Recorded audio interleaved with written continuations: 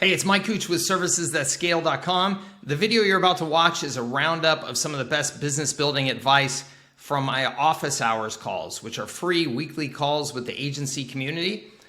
If you're using HighLevel or you're thinking about using HighLevel, or you're just selling digital agency services to small businesses and you're looking for answers as to how you can get off of the treadmill of slow growth and no profitability and create a more scalable, profitable business that gives you a better lifestyle, then this video is for you.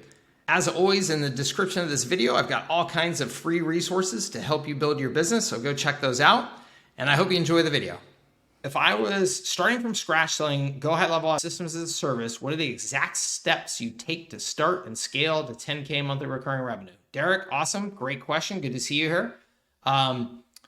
This is an awesome question. I think it is one of the most relevant questions in the industry because I know that there are a lot of new people coming in, and I think that $10,000 in particular is a milestone number that allows people to take a breath and realize, oh, I can do this and I can be free and I don't have to go get a job, and now I can just keep on building on top of that. So here's what I would do. I would go through my HighLevel Agency program.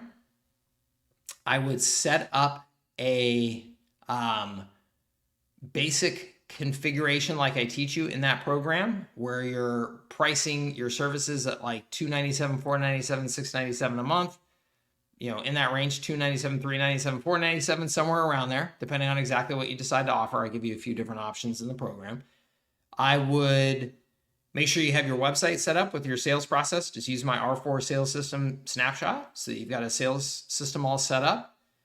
I would start publishing content, blog posts, videos, whatever you can to be helpful to small businesses. Start sharing some marketing knowledge with them to help them, and just get into the routine of doing that every damn day. And then if you are starting from scratch, I would, and when I say starting from scratch, I'm saying that I'm assuming you probably have not been an entrepreneur and anything related to this before. I'm assuming that you didn't used to work at an agency and were their top salesperson before, or anything like that. Like, this is like really kind of from scratch.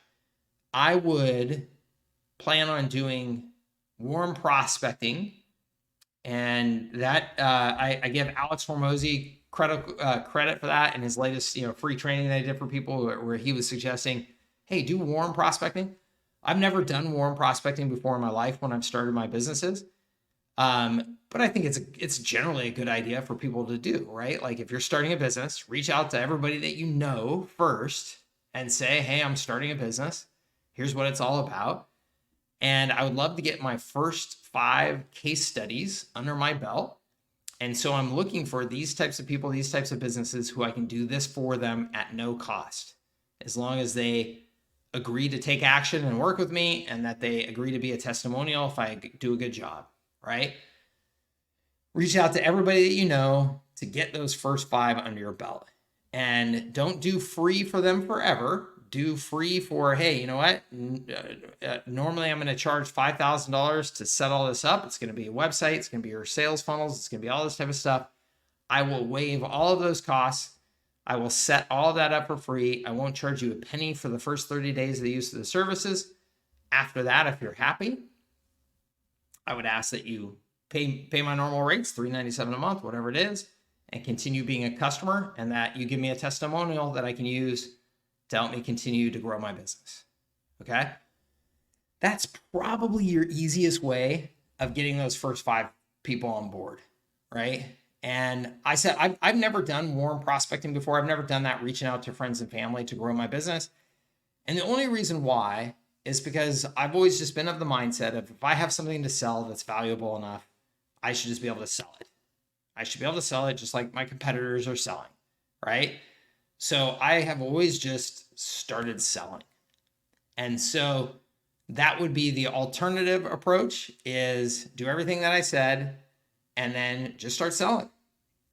Just start cold prospecting, cold email, cold calling, networking. And to me, any cold outbound prospecting that you're doing is just a short-term strategy. Okay. In today's world, cold prospecting stinks. It stinks for you and it stinks for them. Nobody wants to get cold called. Nobody wants to get cold emailed. Okay. And nobody wants to do cold calling and nobody wants to do cold emailing. But it can be the best way just to get things going fast and on the cheap. And it can be the best way for you to learn your business, right? Because now every single day, if you cold prospect the way I teach you how to cold prospect, you're making 300 calls every single day using an auto dialer. And that should mean that every day you're probably at least making contacts and talking to 10 people.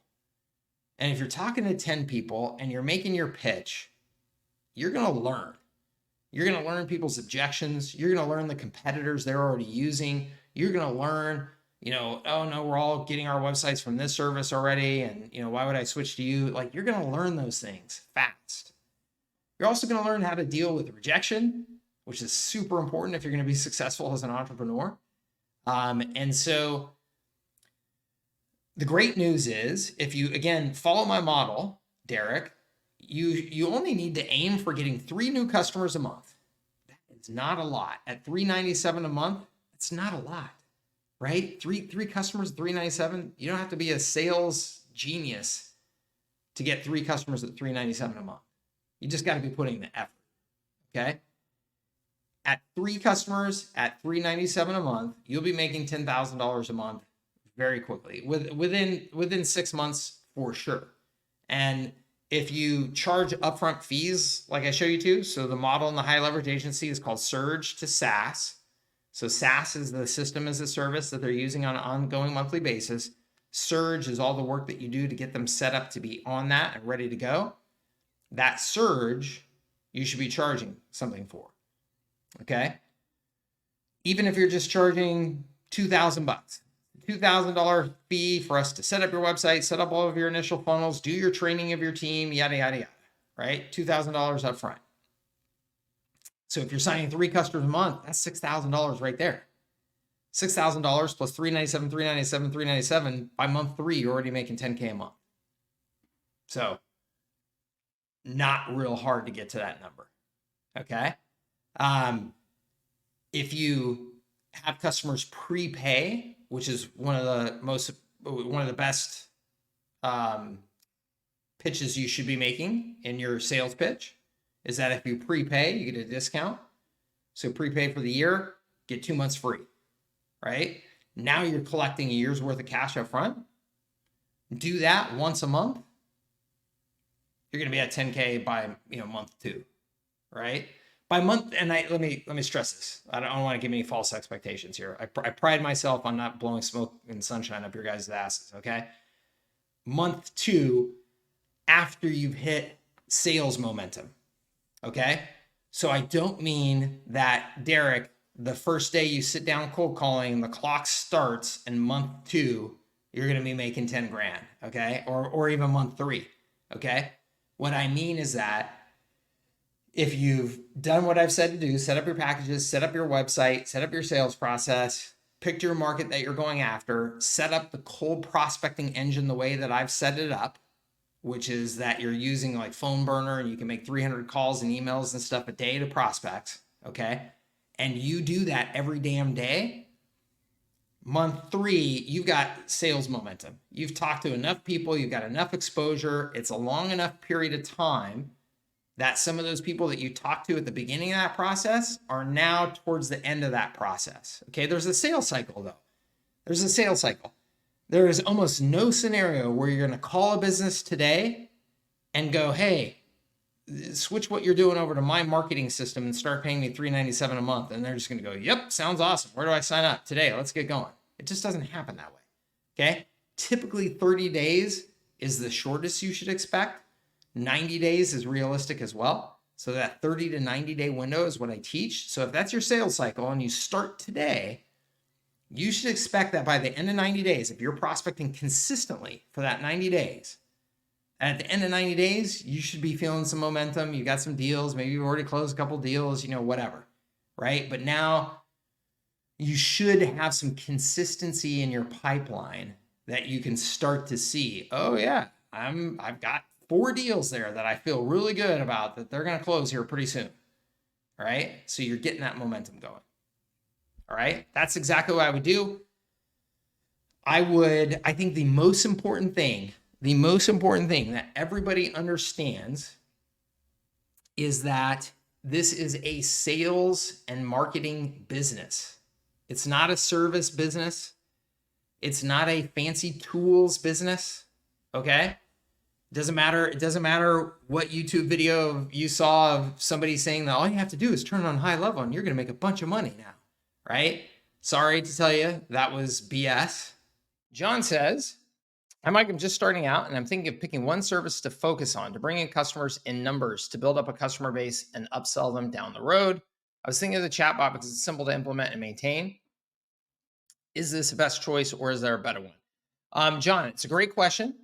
And I don't think that there's necessarily a best one because there are a variety of them can work really well. So I'm a big fan of that. I think that the chatbot is an excellent opportunity. And so if there was one service that I was picking that I feel like could be the one, I think that that one goes right up at the top of the list, John.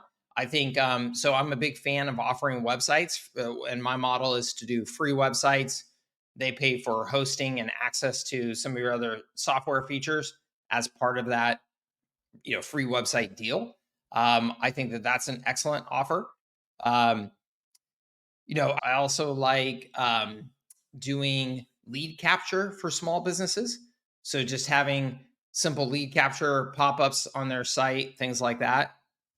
Chat widget can absolutely be a part of that. But most small businesses just aren't doing anything to capture leads, and it's so easy to put a quick lead capture form up for them, put some landing pages up for them, things like that.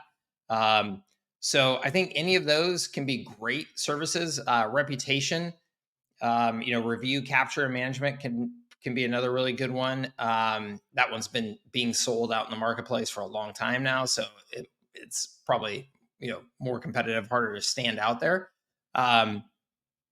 But I think that any of those could be great. And John, what I would highly recommend is that you get yourself in the position where you feel comfortable selling any of those that I just mentioned.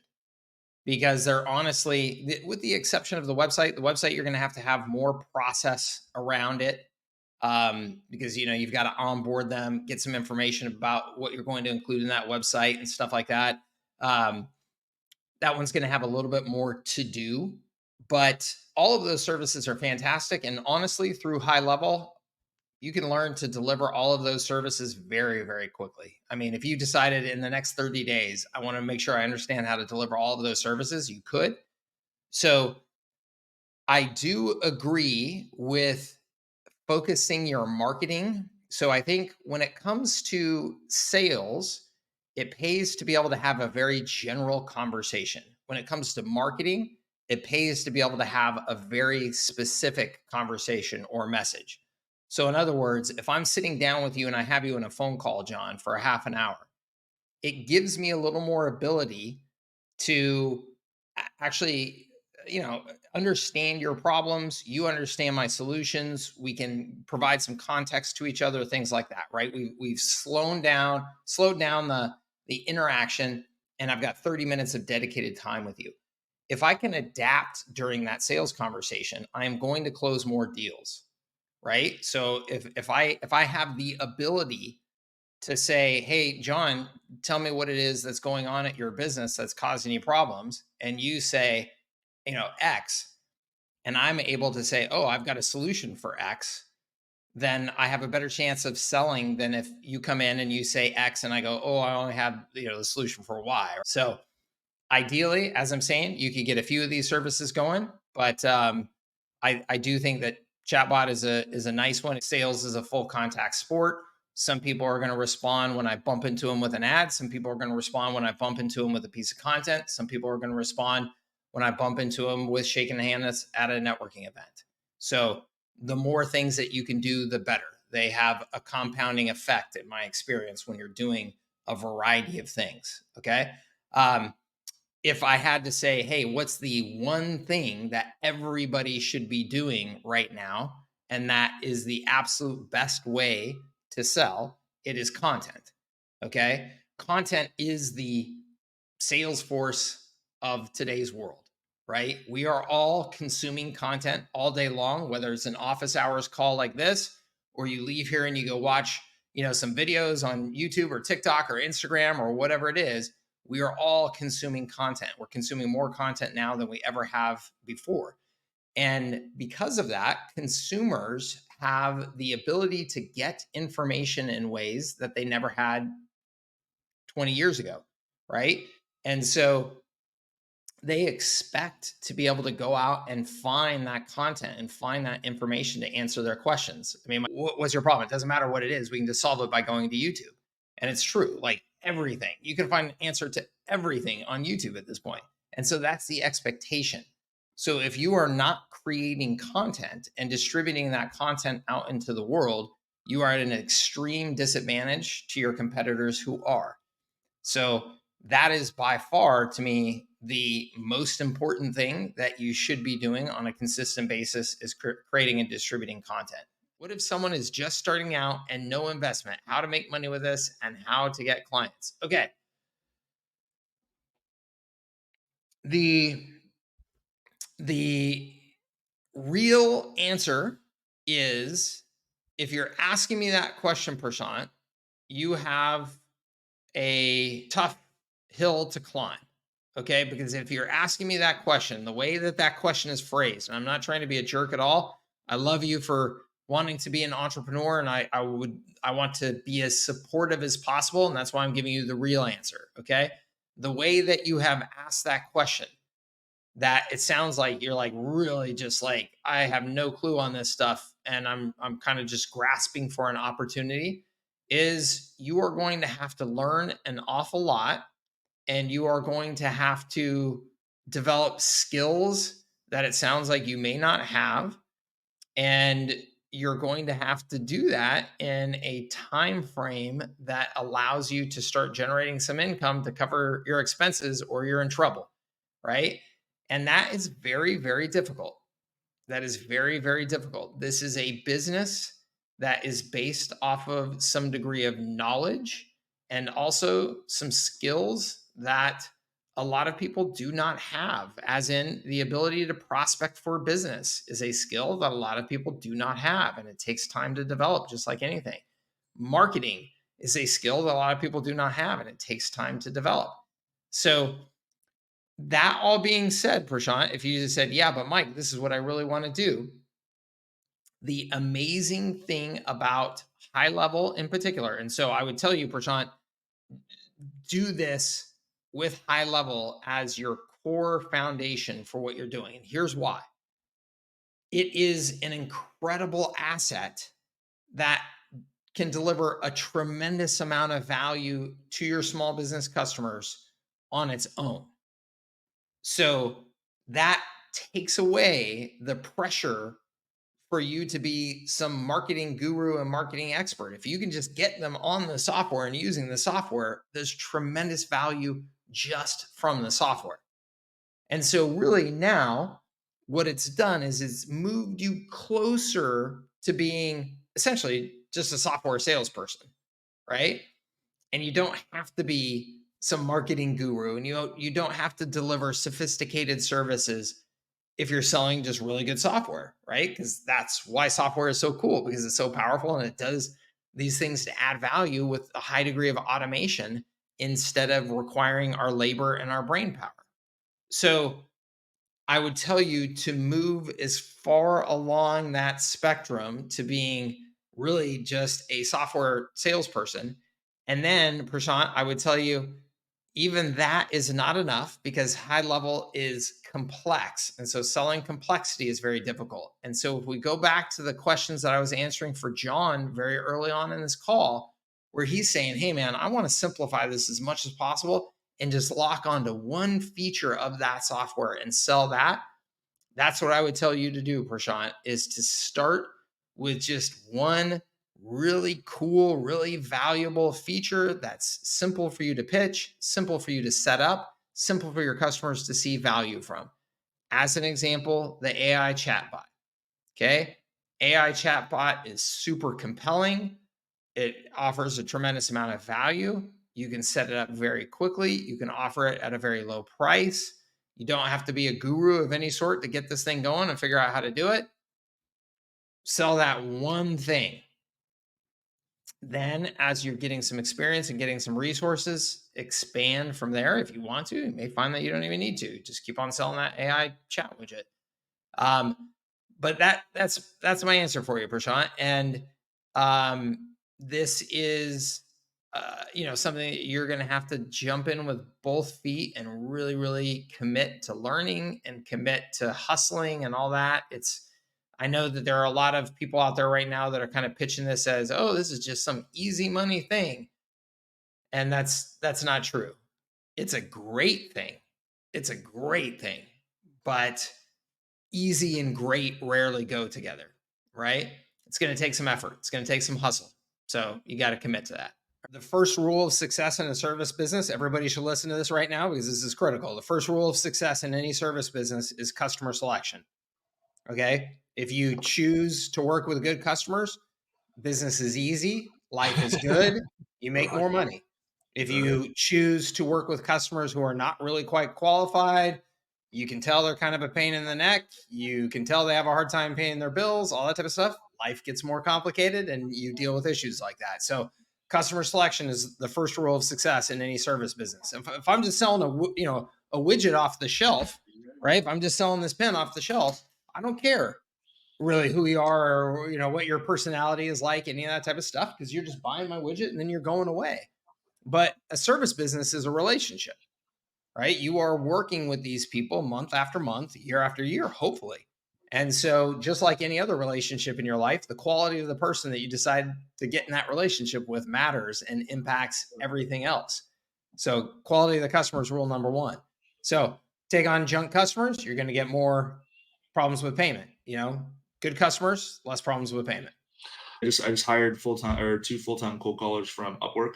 The Sweet. SOP, yeah, the SOP I gave them was basically just me doing cold calls. I gave them obviously a huge document of how to track it inside GoHighLevel and everything.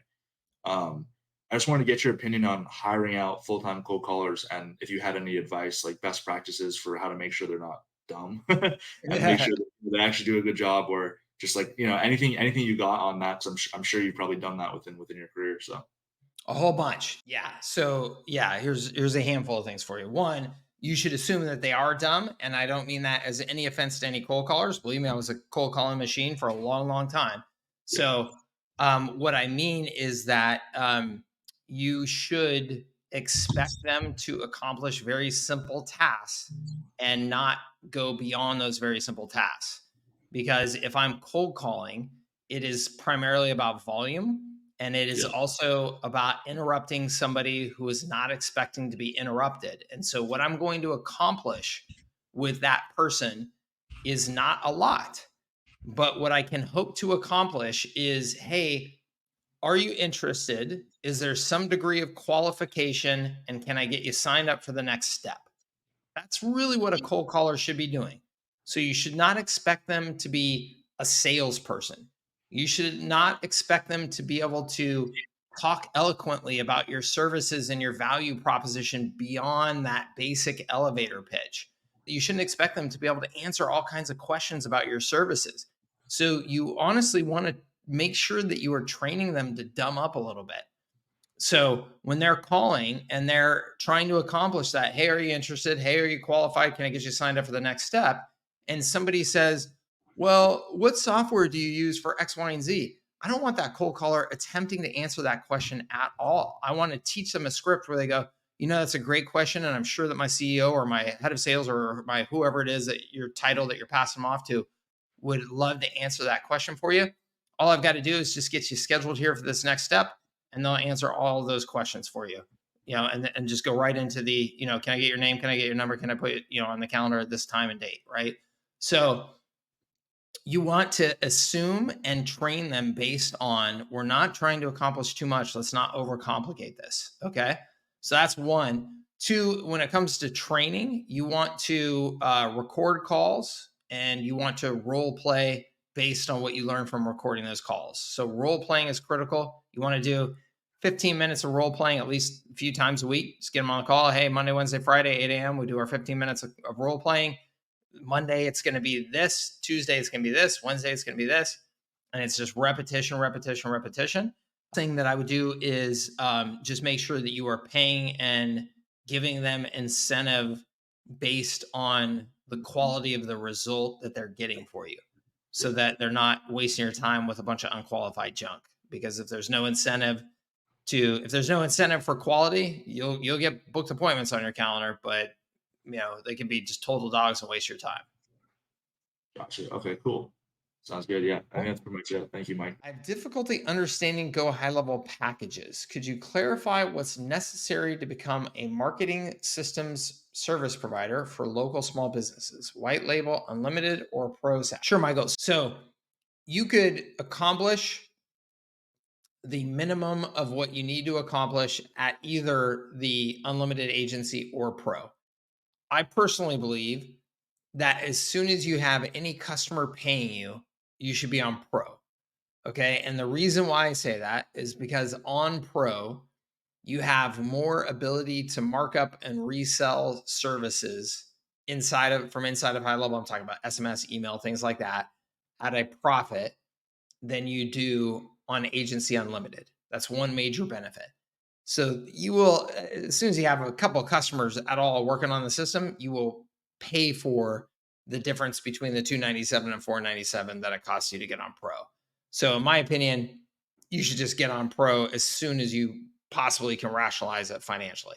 The other major benefit of pro that I think is very worth being aware of is that you can use what's called a SaaS mode.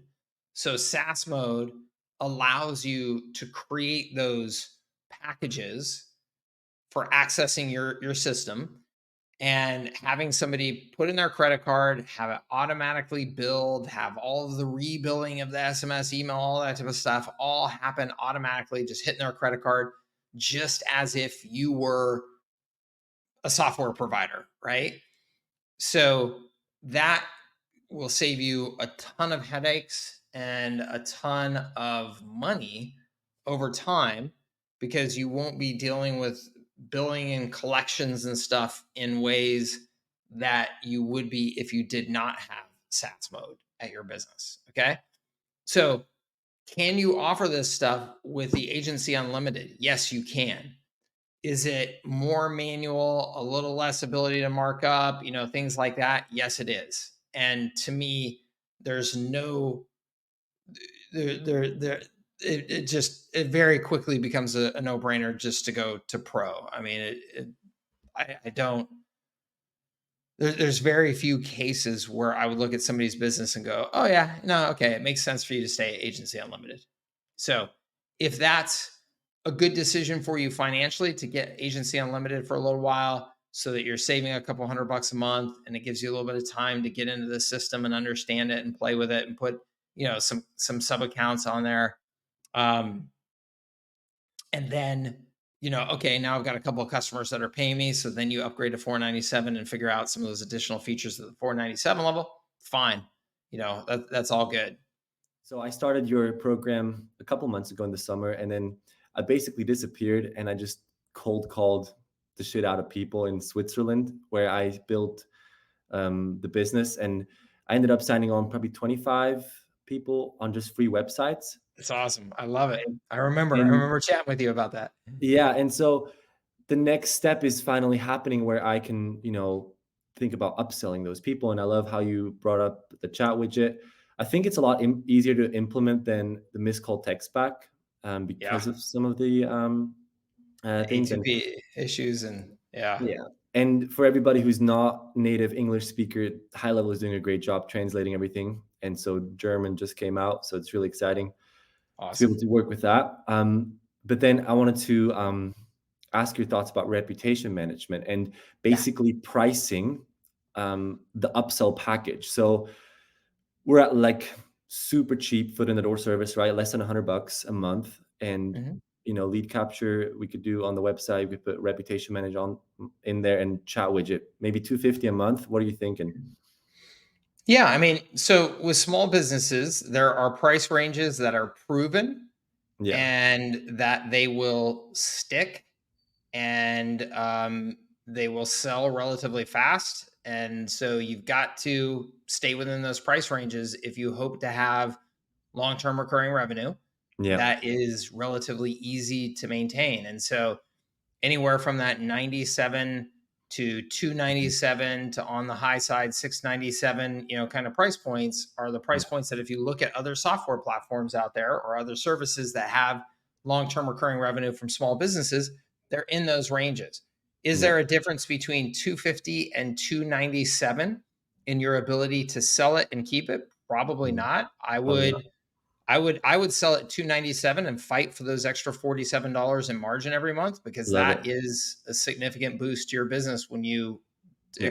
expand that to over, however many hundreds of customers over time. Yeah. So I would sell at 297 personally, and you know, Yeah. um, It's and that great. and that to me is a nice level up. So if you did, let's just say you're at 97 right now for some sort of super hosting website and hosting type of thing, Yeah. 97 to 297, put a ton of additional features in there that you can have, with high level. Um, that is a nice step up. It's not a huge leap. And then I think, from there to again that 497, 697, depending on what it is that you're offering, those Yeah. are kind of nice stepping stones there. Those are price points that I love in the Yeah. small business space. I will just state that hopefully as clearly and confidently as I can, is that every single person on this call, your primary objective by far and away, more than anything else, is to get your customers paying you high margin recurring revenue and keeping them paying you high margin recurring revenue for years to come. Everything else is secondary, and everything else should just be driving and supporting that. And that's the entire way that you should look at your business model. So when it comes to, I want to get people paying me $497 a month for using this software where I'm going to be making 95% margins on that software, and I want them to stick for years and years to come. Okay, that's the goal. So does providing leads first help accomplish that goal of getting people in there and getting them to stick? If the answer is yes, awesome, let's do that. Uh, if it doesn't, then don't do it. Right? Harry says, Mike, how do you recommend we give support to high level users? Okay, Harry. Really important question. What I recommend is that you do office hours calls like this. Once a week, what I recommend is that you just have a set time every week where your customers know that they can get in touch with you live, because you're going to be on this call and you're going to answer questions and maybe do some demonstration for them and things like that. I think that this type of call is incredibly valuable for your customers. It's nice for them to know, oh, I can just wait until this afternoon and they have that call and I'll just show up at that call. It's also nice for you, very important for you, because you're going to learn a ton about what are your customers struggling with. You're going to get that feedback that you only get from doing something like this, right? I mean, that's why I love these calls. I learn just as much from these calls as I'm helping you guys. Um, so that's a fantastic way to do it. Second is that I recommend that you have a support ticketing system so that your customers can open a support ticket when they have questions, and then you can get back to them that way. And then finally, I would say, if you invest in like services like Extendly, where they have like live support that you can outsource to their team, or they have like videos that you can include inside of high level to provide training on particular features, things like that. And then I would say recording your own videos. Use Loom to record quick videos and make those available in a membership site for your customers. So you can say, hey, look, for these key, here are the key features of the system that we get, questions about how to use. So we've put these all into a membership area. It's a combination of all of these things, Harry, I think you want to do. And nice thing is none of those are that difficult or expensive. They just take, your engagement and commitment to get them done. Okay. But you'll learn a ton. Your business will be much better. You'll make a lot more money if you do them. So one is simplicity matters when selling to small businesses. So just anything that you can do to simplify your sales messaging, your offers, any of that is super important, because overwhelm just leads to people just not buying. Um, Second thing I would say is and this is important again for anybody in that's selling high level, is I hear way too many people that are way too defensive about protecting features of high level. I'll hear somebody say something like, well, I'm only charging them 297 and they got access to all of this stuff. I'm getting ripped off. And to me, I'm like, all of that extra stuff that you're talking about in almost all cases is not costing you anything else.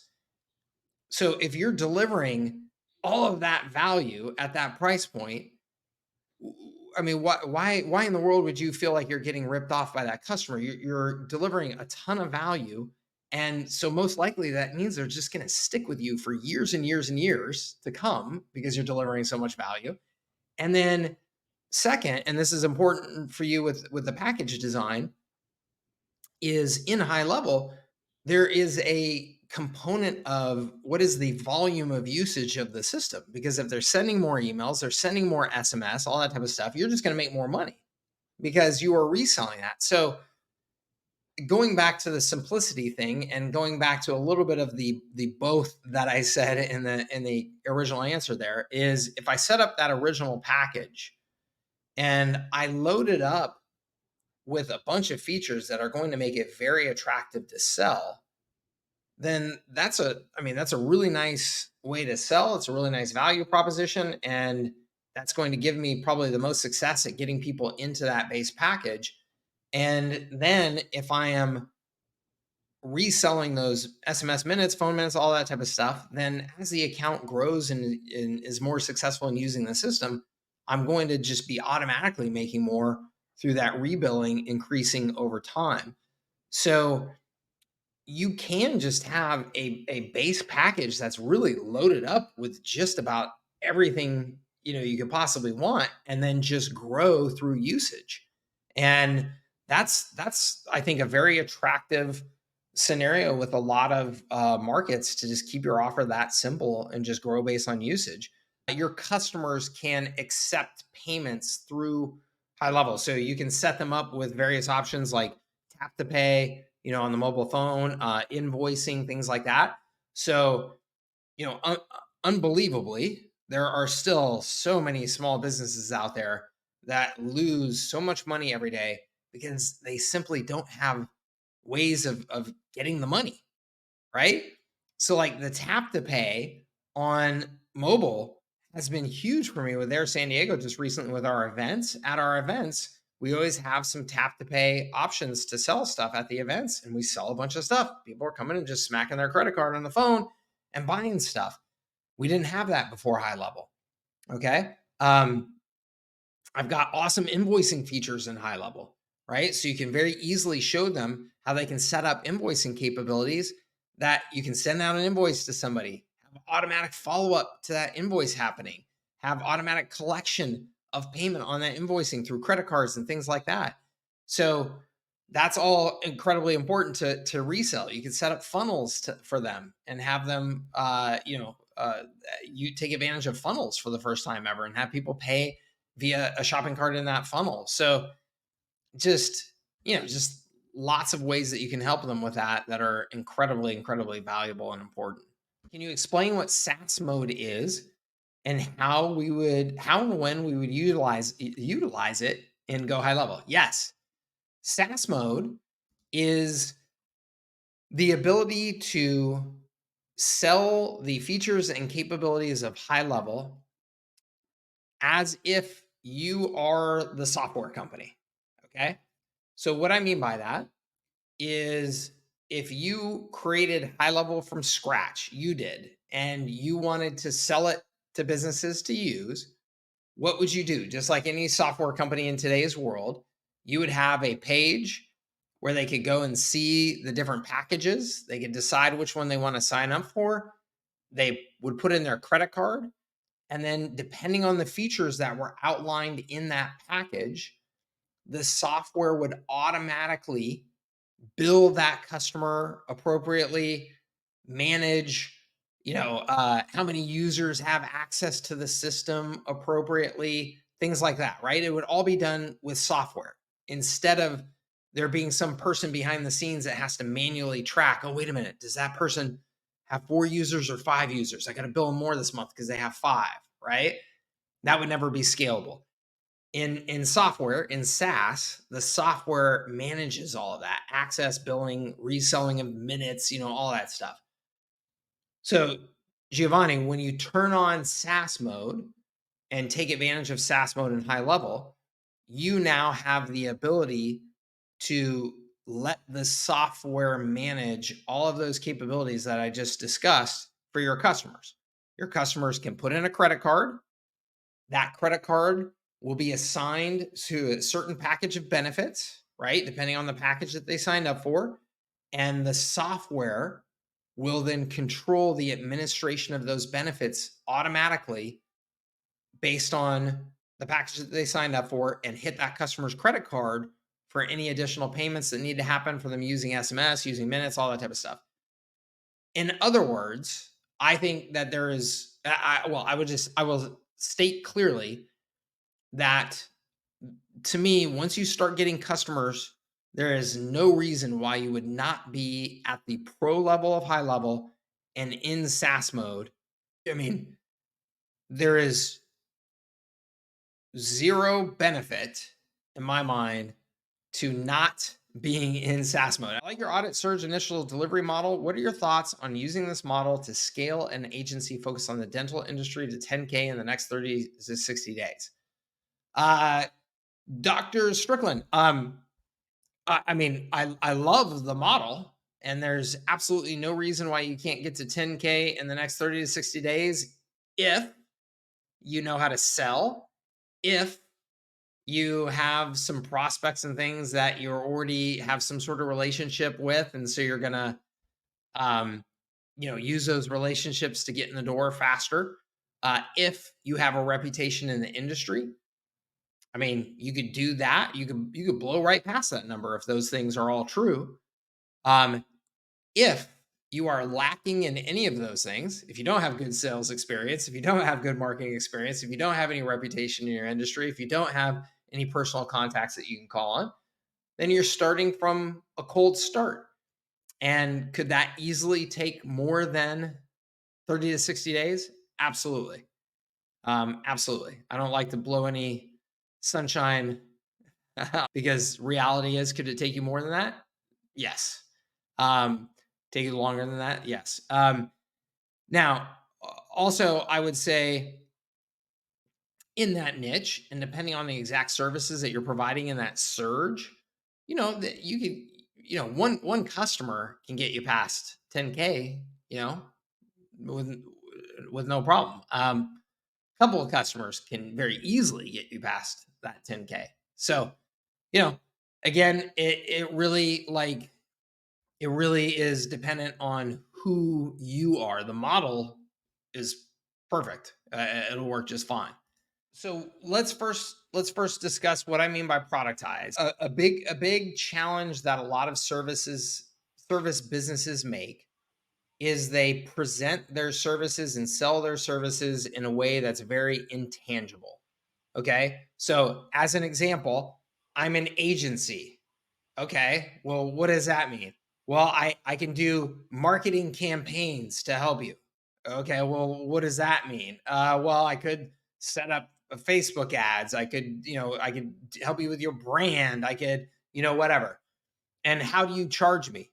Well, we have an hourly rate, for our services. Okay. Well, how much is it going to cost to do this thing then? Well, it depends on, how many of those campaigns do you want? How complex are the campaigns and how much, so it's a very difficult conversation. And then what I have to do is I have to go through this long, tedious sales process, and I have to write you a proposal, and I have to do all that stuff. So that all leads to complexity. It all leads to slowing things down. It just makes it a much more complicated and difficult thing to sell. So what we want to try and do, and there's a fantastic book out there called Selling the Invisible. If you want to get it on Amazon, it's inexpensive, Selling the Invisible. And it was like the Bible of how to sell services more successfully, because what he talked about was, how do we take this intangible thing and make it more tangible? And so by productizing your service, so some things are as simple as just give it a name, give it a set price point, give it a specific set of features and benefits that come with that service, right? Just by doing that, you've made things just much easier for the customer to understand and make a decision about. So instead of selling just agency services and consulting services, I can say, I do the small business growth launch. Well, what's the small business growth launch? Oh, it's a $5,000 package that includes these things: a brand new mobile optimized website, SEO optimized website. It includes a new logo. It includes rewriting your copy. It includes setting up your first funnel. It includes setting up these 3 lead generation systems and lead magnets, yada, yada. And that's in the $5,000 package. You get all of these things. Okay, that sounds like a nice, easy thing for me to understand and make a decision around, versus just this, completely vague, I'm an agency and I do agency things. So, in your particular market, then, what you want to decide is, what is this package that I can put together into this product format, and say, here's the name of it, here's the price point of it, here's what's included in it, and here's what's not included in it, which is just as important, right? When you buy a product off the shelf at, whatever store, there's all kinds of things that don't come with that product, and that's just what it is. You buy that thing, and you don't get all the other things that could, possibly come with it. So that's what productizing is. And if I'm assuming, if you're are you using HighLevel, or you're considering using HighLevel? No, I'm using HighLevel Okay. presently. Yeah. So the great thing about HighLevel is that it gives you all of these tangible things to include in your product. It gives you software that has these specific benefits and capability features and capabilities to it. So that's an amazing product in and of itself. Javon says, okay, to clarify, I'm more of a sales guy, not a tech guy. I'm stuck in comprehending and GoHighLevel. Okay, so 2 things. I've got recommendation for you here, Javon, and this goes for everybody. One, if you are going to be in this business and HighLevel is going to be a critical component of your business, you have got to dive in with both feet, get your hands dirty, and commit to making sure that you have a solid understanding of how to use the software and what it's capable of. Now, I say all that, but I also want to say as well, right, in the same breath, that that doesn't mean that you have to become a tech guru. That doesn't mean that you have to be the person setting everything up every day and pressing all the buttons and all that type of stuff. Okay. And it actually can be a real advantage to you to not be that person. So let me explain why I say that. When I started in the IT services industry, the first business that I built up and sold, um, I didn't know a damn thing about setting up a computer network, supporting a computer network, fixing a computer. I didn't know any of that. I was a business guy. Okay. I saw a hole in the market. I understood the hole in the market, and I decided to create a service to fix that hole in the market. Right. I still, to this day, I could not set up a computer or a network or anything if my life depended on it. And I built a very, successful business in that space. So it was my advantage in that all I could do was go out and sell. I could sell, I could market our services, all that, right? Whereas almost everybody in my industry was a computer nerd who decided to start selling their wisdom and their experience and their knowledge, right? But they looked down on salespeople. They were terrible at sales. They were terrible at marketing. And they thought, because they were computer geniuses, that they were just going to have business, crashing down their door. So I went out and beat those guys badly because I was willing to do sales and marketing and make that my thing, right? And hire people that could do all the tech stuff. I just went out and started sales, selling, and marketing. That was all I did.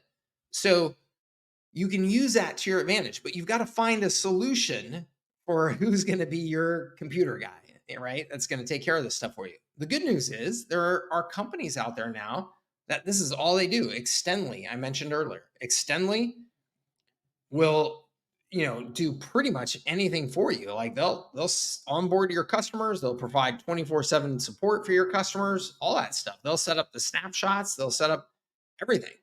So it sounds like what you need to do, Javon, is get an agreement with a company like that or an individual, whatever it is, that can help you with this stuff. But I say that in that you have still got to understand the capabilities of HighLevel. You should be using it all day, every day yourself at your own business, right? I'm using HighLevel all day, every day. So that you know the system as much as you can. Don't give yourself the out of just being like, oh, I'm not going to be that person. But find somebody, hire somebody that can help you and be that back end. How does the pay per X business model work? And how can I use GoHighLevel to do it? Awesome. Sebastian, that is a very good question. And the great news is you can use GoHighLevel to completely run that business model in some very cool, sophisticated, and automated ways. So let's just go through this real quick. How does the pay per X business model work? Well, the pay per X business model, there's a handful of variations of it, but let's just say that X is leads. So we are going to generate leads for a business. And there's a number of different ways um, that you could qualify, what a lead is, right? So is a lead somebody has opted into a form? Is a lead somebody has booked an appointment on your calendar? There's a number of different ways that you could approach that. And so that would be the first thing, is deciding which of those that you're going to deliver for your customers. You could deliver both. You could, deliver each of them and charge differently for each of them. But getting somebody to opt into a form as a lead is definitely different than getting somebody to book an appointment on a calendar and say, I want to meet with somebody, or I want with, a service at this time. And so, your amount of work required to get one or the other to happen is going to be very different, and the cost is going to be different. So you want to know those things and be thoughtful about what you have to invest to get somebody to either of those points, so that you then know how much you can charge or how much you need to charge to have a profit in terms of what you're selling there. So typically, though, with the pay per lead model or the pay per appointment model or whatever it is, you as the service provider are going out and you are generating that activity, those leads, the appointments being booked on your dime. Okay, you're doing that on your dime. And then you are charging the customer for that lead at a markup. And I'm just going to use the word lead from now on, at a markup. Okay. So you are taking the risk as a service provider. Instead of offering some sort of agency service where you are helping them develop their own marketing systems and develop, their own lead generation campaigns and their own funnels, you are developing your own assets. You are investing in getting eyeballs, traffic to those assets. You are investing in doing the optimization of those over time. And then you are just selling the output of those to another business, to a customer. Okay. I prefer this model. If you're doing any sort of lead generation model for customers, I prefer this model. Rather than being a typical lead agency where you are setting up their marketing systems and managing their marketing systems as an agency versus a system. I want to be very clear about this because I know that there will be people on here going, "What, Mike? What are you talking about?" Versus a system. So, my preferred model, just to make sure that this is clear, is that you set up a system for the business and that business just pays you for the system, and it doesn't matter if they generate 5 leads, 10 leads, 20 leads, 100 leads, they're just paying you for the system every month. That's my preferred model. Okay, that's my preferred model for everybody. So in that case, you're setting up HighLevel for them, you're setting up proven campaigns for them, proven lead generation systems for them, and you're just saying, "Hey, that's all of that is $497 a month. What you do with it, Mr. Business Owner, is up to you. You know, whether or not you invest $1,000 in ads this month so you can generate 100 leads, or you invest $10 in ads this month and generate a lead or two. You know, it's totally up to you. But you have this system that works to support your marketing of your business. Okay, that's the ideal model. Why do I say that's the ideal model?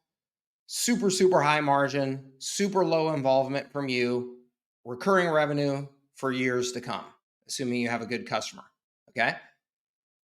But if you're going to be doing lead generation for a customer, then I like the pay per lead model. Here's why I like it and why you can do this really, really well with HighLevel is that in the pay per lead model, as I just described it, where you are going out and you're creating leads, you're generating leads to your own assets, and then you're selling those off to customers. I like that for a couple reasons. One, because you're developing your own assets.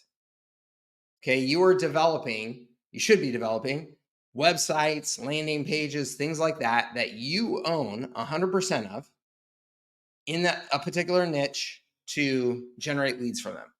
So this is, any of the big lead generation for like home services companies out there, the Angie's List and things like that. That's what they did, right? They went out and developed their own assets and said, from those assets, we generate a lot of leads so we can sell these off to businesses. So that's always a preferred way of going about things versus agency, right? So I always say assets over agency. So anytime you're comparing two models and one of them has the option of creating assets versus just doing agency work, go the assets route. So in that particular case, again, you develop all your own assets, you own those. And the power of that is a number of different things. One, super easy for you to do all the updating of them and testing them and all that stuff versus having to work with some other businesses' accounts and getting them to agree to let you change things and stuff like that. So you can just move much faster.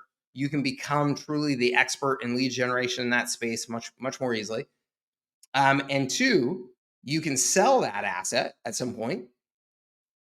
And then three, you have the ability to point that asset, kind of like the Death Star in Star Wars. You can point that asset to whatever customer you want and that's willing to pay you the most for those leads. So if you're working today for a plumber, you're generating leads for plumbers and you're selling these leads to plumber number one, and plumber number one goes out of business or they're a pain in the neck, they stop paying their bills, any of that type of stuff, you can just go to plumber number two and say, "Hey, look, I generate 100 plumbing leads a month in this market. Let me just give them to you instead of this plumber," right? So you've got this real competitive advantage in the marketplace, and you've got this real point of leverage with the customers in that you are delivering something very valuable to them that you could take away at any point. If they're being a pain in the neck, if they're not paying their bills, if they're not, easy to do business with, that type of thing.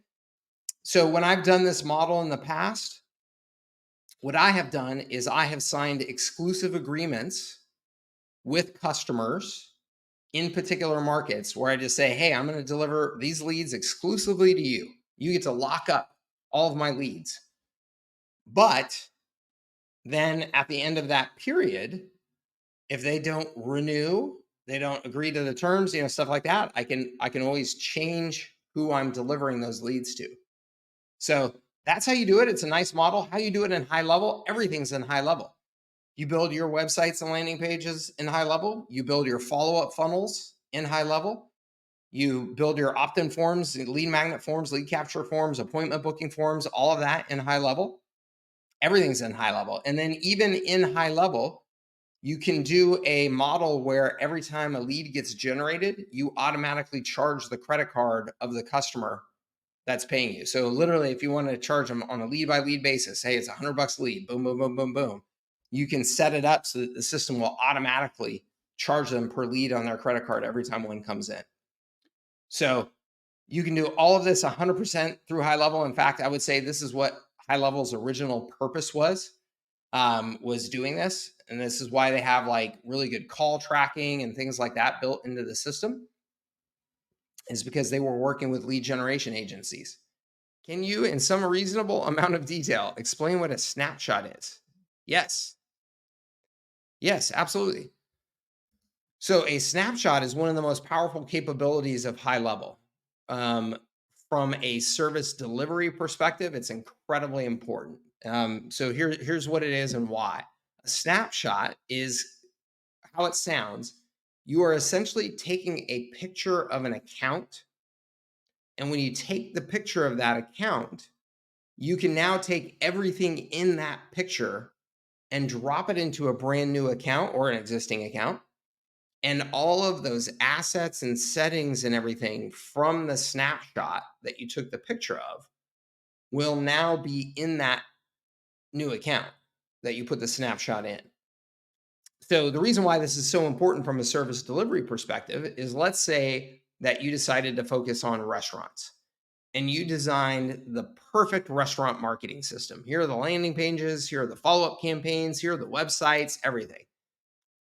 You could then just create kind of a generic version of that using custom values and HighLevel. So now every time you sold a new restaurant as a customer, instead of starting from scratch with the setup and saying, okay, I got to do this, design everything manually again, you would just take that snapshot, drop it into the new account, do very, minor degree of customization for it, and you would have a full setup marketing system ready to go for that new customer. So you can literally cut probably 90% of the time and cost of setting up a new customer by these snapshots. How long does it take to bring one customer on per week and keep those customers long term? 30, 60, 90, 180 days. One per week. So this is completely dependent on how good you are at marketing and how good you are at sales. So it is unfair for me to say, here's how long it's going to take. That being said, in my high leverage agency program, I have a startup marketing plan for you, which the objective of that startup marketing plan is to, within 90 days, get you your first customer and have a pipeline that you will start expecting to get 3 to 4 customers a month. Okay? And so that's as specific as I can be, while still giving me some wiggle room to acknowledge that I have no idea what your background is. I have no idea how good you are at any of this stuff. Um, and so when I say that within 90 days, get your first customer, there's a lot of people here that can get their first customer in 30 days, right? There's a lot of people here that can get their first 5 customers in the first 45 days. And then there's a lot of people, honestly, that at the end of 90 days, they're probably going to be staring at me going, Mike, you told me I was going to have a customer by now. And they don't, because they have no marketing experience, no sales experience. And they thought they were just going to be able to turn on HighLevel and customers were going to come running. And then in between there are a whole ton of people who I will give you the marketing plan, and they are going to say, that's too hard, or isn't there an easier thing, or my coffee is ready at Starbucks and I have to go get it. And oops, that took an hour that I didn't do prospecting or marketing today, right? Just human nature, not all in, not 100% committed to doing the uncomfortable things to build a business. Just reality. Okay. The ugly, real truth that I like to share with everybody because it is the ugly real truth of being an entrepreneur. And if you are not in it to win it, get a job with benefits and salaries and things like that, because being an entrepreneur is risky and hard. And it's been so glamorized here lately. And it's awesome. It's awesome. I would not I would not live any other way. But it's hard. I tell everybody, like, when people ask me, what is it about you that that you can start a business, you're going to make it successful, or you're going to get to a point where you can live, and have a nice lifestyle. And it's because I have talons and fangs. That's what I've learned about myself. I have talons and fangs when it comes to that point where, oh shit, I have to put food on the table. I will go out and kill what I need to eat. And there's just a lot of people that just never get to that point. Like, you just don't get motivated enough. You don't get stressed enough. You don't get whatever it is, scared enough that you are willing to do all of the uncomfortable shit that comes along with being an entrepreneur. And you got to be real honest with yourself, right? Because otherwise, again, like, get a job. I mean, because not because I'm trying to be mean to you. It's just because, gosh darn, you need money, you need paycheck, you need benefits. Like, it's a rough world. So, like, I would hate to see you put yourself in a position where you're vulnerable, or your family is, or something like that. If you're not willing to go all in, like, if you're not willing to go, I am going to make this work, and I'm going to do the ugly things to make it work, the hard things, the uncomfortable things. So, that's reality. But if you follow that marketing plan in 90 days, I would love, love, love for you to have your first customer signed at a minimum. But more importantly, at the end of that 90 days from doing all of that activity, you should also have your next 5 customers in line. You may not even know it yet, because they may not be communicating that to you. But if you've been putting out that much marketing activity every day for 90 days, doing the things that I'm telling you to do, at the end of that 90 days, you have enough people that are paying attention to you that are going, oh yeah, we really should be doing this. And I just gotta, I haven't pulled the trigger yet. But you keep following up with them, and they're close. They're on the 5-yard line, and you just got to get them in the end zone, right? So that's what I tell everybody to expect.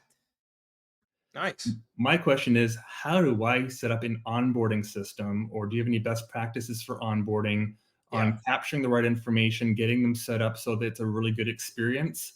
Because if they have a good experience, they'll tell more people. If they have a bad onboarding experience, they're going to tell more people. I want to avoid the pain. Yes, that's awesome. That's obviously, with your experience, how true everything that you just said is, and how important this is. And so, yeah, um, in my experience, I'll share with you what I think are just kind of some general best practices that if you follow, you're in good shape. And then obviously the specifics depend on, the exact service you're offering and how you design it and all that good stuff. So a handful of things here. So one, I would say communicating to them a roadmap so they have expectations of how this is going to go is important. So here are the X steps, or phases that we're going to take to get you onboarded and up and running. I think just that communication and communicating a roadmap that provides some vision to them and some organization and structure just goes a long way to establishing that you know what you're doing and they feel confident in your hands. Next is what you referred to as the information collection before they get into the system in any way, before they start interacting with the service in any way. So you want to make sure that you are, and usually just doing this via surveys is, I found, just the best way to do it. Is you just put together some survey forms where you send it out to them and you say, hey, first step for us to get your account all set up and get you onboarded is that we need this survey completed. And you capture all the critical information that you need to set up as much of that account as you possibly can in advance of them, going through the actual onboarding process with you. So by the time they do that onboarding, they feel like, oh, wow, look at our logos in there. Our employees are in there. Everything's pretty much set up the way that we want it to be set up. And now it's just a matter of getting there and using it. So that survey now, one of the things that's always amazing is, and you've got a small test group here, so that's good. But as you scale this up, the number of people who will sign up for a service and even pay for a service, but then not do the survey in any sort of timely manner is pretty wild. So you have to chase them down oftentimes and say, hey, look, if you don't mind, what we're going to do here is I'm just going to schedule a call on your calendar and I'm just going to get on there and we'll just fill out the survey together. Let's just knock this thing out. So sometimes you've got to do that. Let's see here. In the onboarding process communication, one of the things that we found, and this will be slightly dependent on your market, although I think it's pretty darn consistent, is that people want leadership and they want you to guide them and to push them. And so we at first took a much more a typical kind of service role to the onboarding process, where we were just kind of like, hey, we'll help you, get set up. It's our job just to support you and getting all set up. And then what we found is we actually completely changed the communication on that to, I am your growth marketing coach. We are going to push you to do things at your business that you probably haven't done before, that might be a little bit out of your comfort zone. And that, if you will allow, I'm going to ask for your permission right now to play that role and to hold you accountable a bit in this process. And so that means I'm going to act as a coach. And just like any good coach you probably had in your life in sports or whatever, every once in a while, they're going to kind of get up in your kitchen and push. So if you don't mind, I'm going to ask you once right now for permission to have that role with you. And they say yes. And then it's a very important position to have, because again, dealing with small businesses, a lot of them just don't have that growth mindset or investment mindset that they need to have to like push. They're not on offense every day. They're oftentimes just in neutral and in defense. And so it's kind of your job to make sure that you get them into offense sometimes, to make sure that they're actually using your systems, taking advantage of it, so that they can see the benefit of it. Because if they don't, then they're just going to churn, right? So having that tone in your messaging during the whole onboarding process can be very valuable. Once you've got that survey information, you want to have a call set up, usually just with your key point of contact or a couple of point of contacts at the business. The owner, maybe their right-hand man in terms of, like a chief operating officer type of role, that type of thing, that you want to do an initial onboarding with them before there's any employees involved. So that way, there's oftentimes just like some saving face that can happen maybe for those people before, if you were to open up everything with all the employees there on day one, on orientation one, there can be some things that business owner, didn't want set up that way, or didn't want to share with the people, or, whatever. So doing the initial onboarding call with those first couple of people, and then walking them through, hey, here's how everything is set up. Does it look good? Anything that you feel like needs to change, giving them some training, and then saying as a step 2, now we're going to have any of your users, any of your employees, anything like that. We'll do a wider kind of onboarding and orientation for them. Those are the steps in my mind that are kind of universal and have been most important to success. Over communicating then to the actual users of the system. So nobody wants to be responsible for, I just signed up the company for system X, and then all I'm hearing for the next month is them griping and complaining about, system X sucks, and why do I have to get in there and use it? And I don't have anybody supporting me or helping me. So over communication to the actual users about, here's what to expect, here's what the most common challenges are, here's how you get in touch with us when you need help, so that you can take some of that pressure off of the person who actually signed up for the system with you. And then doing a 30-day recap hey, where are we at? How are you doing? How's the system working for you? Here's what we're seeing. What are you seeing? What are you feeling? So and having that scheduled in advance. So again, they know the roadmap. They know that that's coming. Just the visibility that they have into all of that really demonstrates your organization and leadership, and that again provides a huge degree of comfort to people to help them, kind of get through this whole process. Sure. The actual question from the high leverage agency services package design worksheet: what role does call tracking play in our reputation management services, and how would we talk about it with a client without getting too complex? Okay, so this is a great question. So when I recommend, just for a little bit of context here, if you look at my service package design worksheet from the high leverage agency, what I recommend is that all agencies using high level sell a base package that always includes these two categories of services that I described: um, reputation and resell. Okay, and this is following my R4 sales system. So reputation, resell, reach, and retargeting. That's the 4 R's there, the R4 sales system. So the reason why I recommend that everybody sells in the base package this core functionality related to reputation and related to resell, a couple of reasons. One is that reputation and resell apply to all businesses no matter what their budget is. Okay? Not all businesses are going to invest in advertising, paid advertising. Not all of them are going to do it consistently, right? Most small businesses are not. Most small businesses are much more just kind of hand to mouth, and they are not really strategic about investing in growth. But every single small business owner is aware of their reputation and that it matters. And they think that they have the best product or service or whatever, if just more people knew about it. So they want to take care of that reputation and make sure the word gets out about it. And then two, they are also aware that their best customers are the ones that come in over and over and over again. So that's reselling. Okay. Every business owner understands those two concepts. Now, what I would say probably most business owners and even agencies here, Giovanni's asking this question, which is a great question. Think of reputation way too narrowly.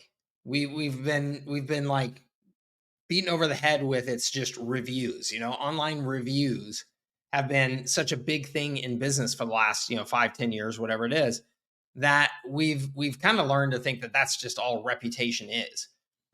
That's a lagging indicator, right? A review is a lagging indicator of your reputation. There's all kinds of things that happened that got somebody to the point where they actually left a review. And Giovanni, I'm answering your question here by having this discussion, okay? Because if I was sitting with a small business owner, this is what I would be saying to them, right? Those reviews are really important, and that's what most agencies will sell you on, is you should be doing a review capture and all that good stuff. But the reality is it's a lagging indicator. There's all these factors that lead up to why did somebody decide to even leave a review, right? And as much as possible, we want to manage those things so that by the time they decide to leave a review, it's glowing and positive, right? So what are those things? Well, it turns out there's lots and lots of things. There's things that are out of my control as an agency and only under your control as a business. Things like the quality of your product, the quality of your service, the training of your team, how they're interacting with the customer. All those things are yours to own, Mr. Business Owner, Mrs. Business Owner.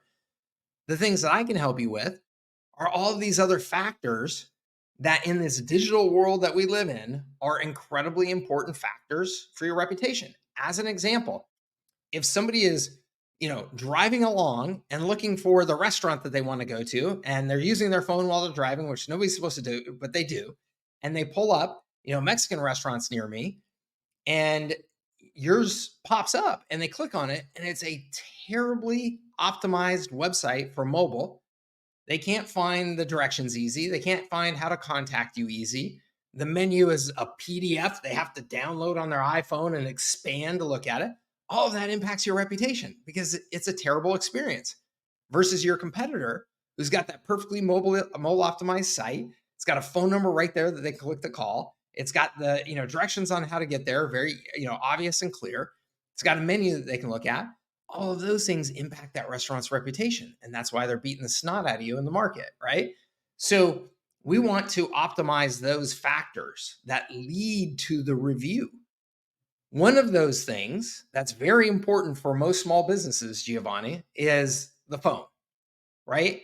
When people call you, does the call get picked up? Does it get picked up in a timely manner? Who picked it up? What did they say when they picked it up? Right? That's all call tracking.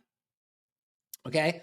So, Giovanni, when it comes to reputation, that call tracking number can give that business a lot more information about how is the phone being handled at their business, because that's a critical factor, right?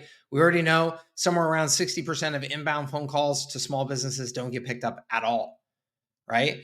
Many of them get picked up, and it's a terrible interaction and experience, right? So we can record those calls. The business owner can use that for team training, things like that. So that all impacts reputation. And then, of course, Giovanni, if you start talking about reach and running ad campaigns for them, and they can use those call tracking numbers to track the ad campaigns and how effective they are, then that's a whole nother benefit. Okay. So I hope that helps you. For somebody who is brand new in the anti-agency field, what do you recommend as an add-on course to High Leverage Agency? SEO, funnel, website design, WordPress, GoHighLevel certification? None of the above, honestly. And I'm not saying that because I think that High Leverage Agency is just, everything. I just think that what I am really focused on doing in High Leverage Agency, which is what I think that you should be really focused on doing as well, is not spending time learning any of that other stuff. Like, you do not need to be an SEO expert. You do not need to be a web design guru. You don't need to be any of that stuff. You need to set up a system in High Level and sell that system over and over and over again. Period. End of sentence. So that is 100% your focus. So when I say set up a system, what I mean by that is you should take the capabilities of High Level. You should layer on the assets that are needed for a small business to take advantage of those capabilities. So let's just give an example. High Level has funnel building capabilities. Okay. If you're selling to restaurants, an excellent funnel and follow-up sequence to go with that is birthday campaigns. Okay. But that birthday campaign structure, the pages, the ads, the follow-up sequences still need to be created and put into High Level to create the functioning system. Okay. So if you're selling to restaurants or to plumbers or whoever it is, what you should be doing is you should be looking at High Level and saying, okay, what are all of the capabilities that I think that somebody in this industry should be taking advantage of? And then of those capabilities, where can I layer on these assets so that when I sell to that plumber doesn't just have a tool, a set of tools, because that plumber having a set of these marketing tools would be about as valuable as Mike Cooch having a set of plumbing tools. Those plumbing tools can, I don't even know what the hell plumbing tools do. I mean, that's the point, right? Like, you can give me all the tools in the world. I'm not going to fix your plumbing. I can give all those marketing tools in the world to the plumber. They're not going to fix their marketing. So you should be building on top of High Level. What are those assets that when you turn this on for the plumber can start seeing marketing actually happen at their business? And then you should just sell that system over and over and over again. I don't want you to be an SEO expert and try and be an SEO agency.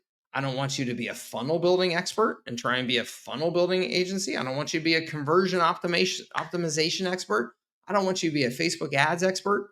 I don't want you to be an expert in anything other than building and selling that system and continuing to add value so that your customers stick for as long as possible. That's it. I cannot stress that enough. I cannot stress that enough. Your job is not to go be an expert in anything other than building and selling that system. I'm not an SEO expert in any way. I'm not going to sell that to small businesses. Can I take the capabilities of HighLevel and build something that is going to help them with their SEO dramatically more than whatever it is that they're doing right now at 95% of small businesses? Absolutely. Right? All I have to do is build them a website with proper structure to it and then turn on some of the basic capabilities of HighLevel, and their SEO will be dramatically better than it is today. Done. I'm not going to spend any time trying to be an SEO expert beyond that. Okay? I cannot stress that enough. And it's the R4 sales pitch. You don't have to know anything about HighLevel to do the R4 sales pitch. One of the biggest mistakes that you can make from a sales perspective is getting all into the weeds about HighLevel and all the bits and bytes and all the features and stuff. Small businesses don't know about any of that stuff. They don't care about any of that stuff. They just want to know that they're going to have these systems in place so that they can make more money. Let me just walk you through it real quick, okay? Hey, Daniel, this is Mike. I'm with Super Duper Marketing Agency, okay? What we do is we help businesses like yours use proven systems to grow your business, proven marketing systems to grow your business with automation and with proven marketing campaigns so that you're not spending a bunch of money on expensive agencies and on creative campaigns that don't really do anything for your business. You got a few minutes that I could talk to you about this? Daniel says, yeah, sure. Awesome. What are you doing right now to market your business, Daniel? Daniel gives me a couple of answers. Okay, awesome. How's that working for you? It's okay. It's here and there. Business isn't growing quite like we want to. It's inconsistent. Yeah, I get that. That's just about what every business says to me. And here's what we found is the reason why, okay? You can spend all the money that you want to on creative campaigns and expensive agencies and all that good stuff. And you can hustle and you can have great products at your business and great services at your business, like I'm sure you do. But if you don't have the systems in place to then capitalize on all of that effort and to make sure that you are capturing every opportunity, following up with every opportunity, and continuing to stay in front of prospects with your products and services and reselling them on coming back to your business and getting that good repeat business from them, if you don't have those systems in place, it's nearly impossible for you as a small business owner to keep up with everything that you need to be doing from a marketing perspective. Would you agree with that? And Daniel will go, yeah, I'd agree with that. Jeez, I'm way too busy. I don't have any time, any day to be some marketing expert, and I can't afford to hire an expensive marketing team.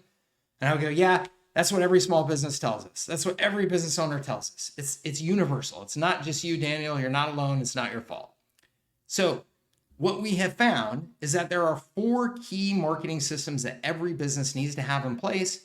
And that if you have them in place and you are optimizing them and constantly improving them, your business is going to grow. Do you mind if I run you through those? Daniel says, sure. Said, awesome. The first one is a reputation marketing system.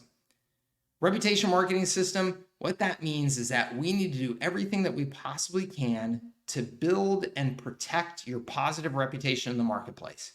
Okay?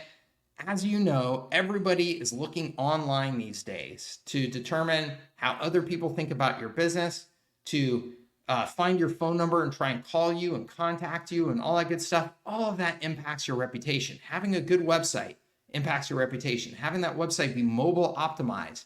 Can people find the information that they need on your website easily?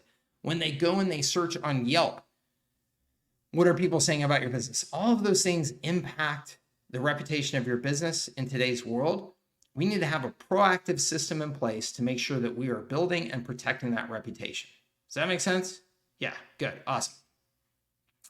Next thing that we need to do is we need to make sure that you are actually reaching more reaching more customers every single day with messages about your products and services. Right now, most small businesses, because they can't afford to invest a lot of money in advertising, are operating in a large degree of just kind of obscurity. People just don't even know about them.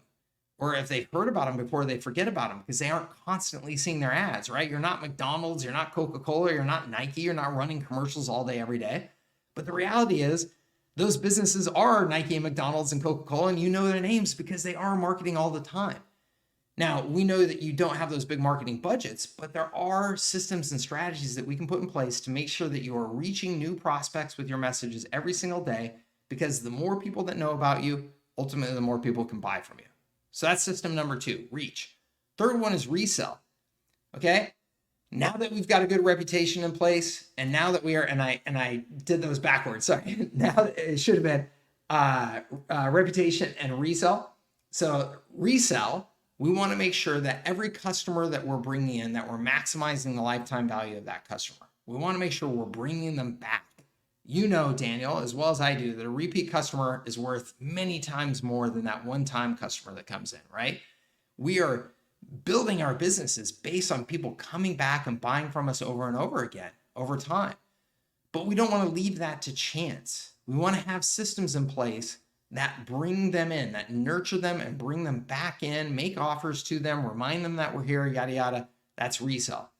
Okay. And then the final one, you have some options here, but you say the final one is remarketing or retargeting, or it could be referral, right? So these are the 4 R's of my R4 pitch. Okay.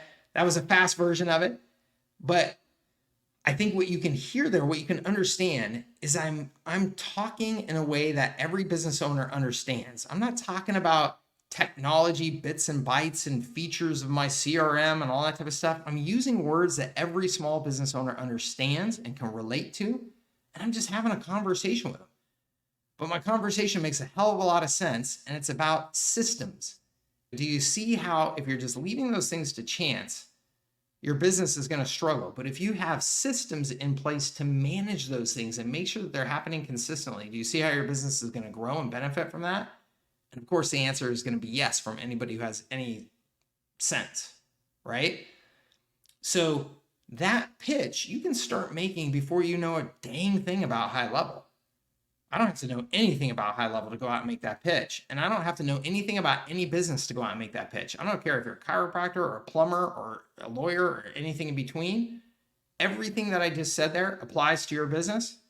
And every single small business that I talk to will generally have the exact same responses, which is, yeah, we're not doing any of that. Yeah, that makes a whole lot of sense. Yeah, well, no wonder we're having a hard time growing, right?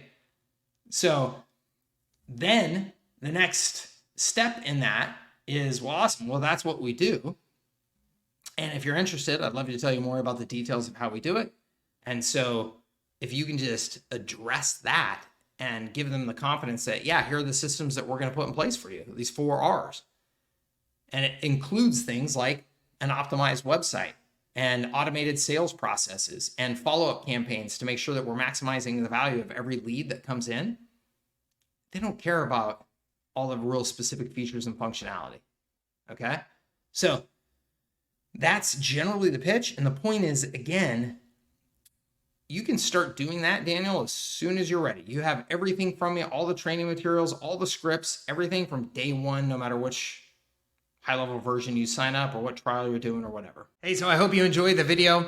And down below here, you're going to see in the description of the video all kinds of free resources to help you, including my free trial to HighLevel and a description of all of the bonuses that you get if you join HighLevel through me, including my HighLevel Agency program, which I think is the best program in the industry for building a systems as a service business using HighLevel, generating that recurring revenue and building a lifestyle that you'll love. So please go check it all out. And if you have any questions on anything that I covered in this video, please put them in the comments down below. I answer them all personally.